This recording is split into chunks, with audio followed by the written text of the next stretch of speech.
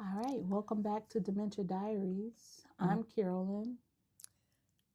I'm Marion. um, in this episode, we wanted to go into a little bit about the type of dementia that we found out that you had. Mm-hmm. They call it vascular dementia. Vascular dementia. I'm going to put the word down here. Vascular dementia. Um, And I think what I've learned from researching it is that you can get it if you have like high blood pressure and sugar, high sugar, diabetes, usually are things that can help lead to vascular dementia. But also there's something that's not talked about often, and that's stress and trauma that I think also is a good indicator or a good thing that can is a is a thing, not a good thing, but it's a thing that can lead to vascular dementia. And I bring that up to say I think one of the causes, I was talking to one of my mom's friends, and we were just briefly talking about her history, and my mom was very active in the civil rights movement, and particularly with the organization called CORE, um, Congress on Racial Equality. Um, and she came. Where were you at in Louisiana? Yeah. Baton Rouge. Uh-huh. You were in Baton Rouge, Louisiana, and I know you were in Core, and then you also um, Well, we went were in to Michigan. yeah, but you ended up in Michigan. Yes, you did. I Mm. know you used to run from the Klan a lot. Oh my God, yeah. You used to tell me stories about that, how you used to have to drive at night and Mm-hmm. duck down and hide in the car. Mm-hmm. But there was also an incident where you were helping to organize and People that was needing stuff. you were thrown in a garbage truck Oh when you were yeah. arrested. Mm-hmm. So I'm gonna let her tell you about that, but I have a video clip of her talking about that, and I'll show that right after this. But um, I believe that the trauma that she might have experienced during, or that she did experience, not might have, that she did experience during the civil rights movement, head trauma.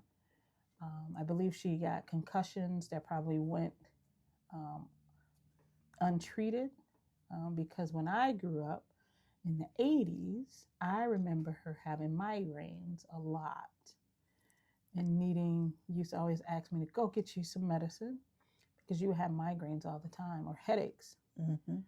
Um, Also, talking to one of your friends, they said that you had them in the 70s too. You used to have high headaches all the time. And those headaches end up leading, I know you had some TIAs, some mini strokes. Strokes.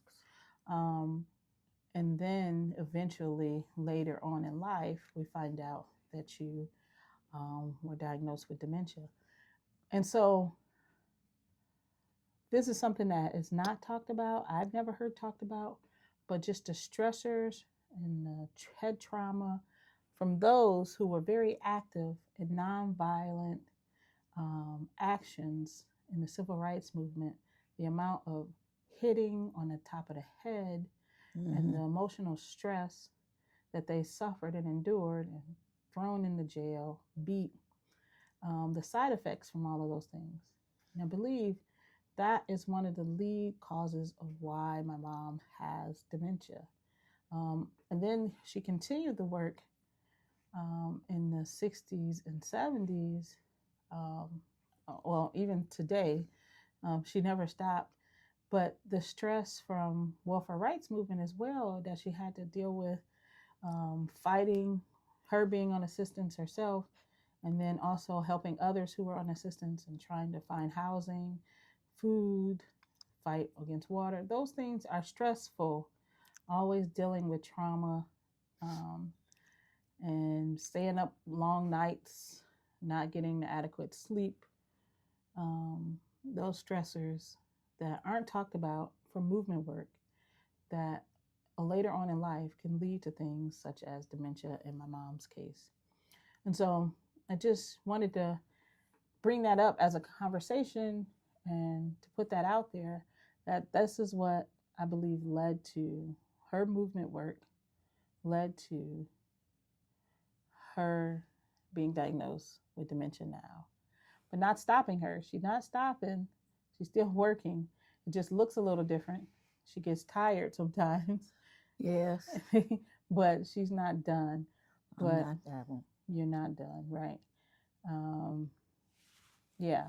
So, but I'm gonna play this video of her telling you a little bit about that story of her being thrown in the garbage truck. So, yeah, just heads up, a little trigger warning for this video coming up, but it's good, it's educational. Something you might not have known about Miss Marion Kramer, my mom here. And thank y'all for watching. Hopefully y'all will like, share, and subscribe this video. Thank y'all. Thank you. I got up here and I got involved with a WCO, and it was quite interesting. It was kind of hard to pull away from that, but I did. And at that time, I began to meet some more people in Louisiana that I wasn't familiar, because I was assigned to Jonesboro, Louisiana, the area where the year before we had helped create the Deacons for Self-Defense. When the community finally got together and decided the year before they were tired of us being attacked and their community being raided by the KKK. So it being assigned to Jonesboro was quite interesting, because this was the first time that I was sent to jail in a garbage truck. The young people decided that they wanted to picket one of the stores in the neighborhood that had shot. The owner had shot one of the young black kids at one of his other stores, and he figured that he could. And then this was an ongoing thing in the South. So what? He had other stores in other areas. You know, you can boycott me here, but I have other stores. But that Saturday morning, they found us picketing in them.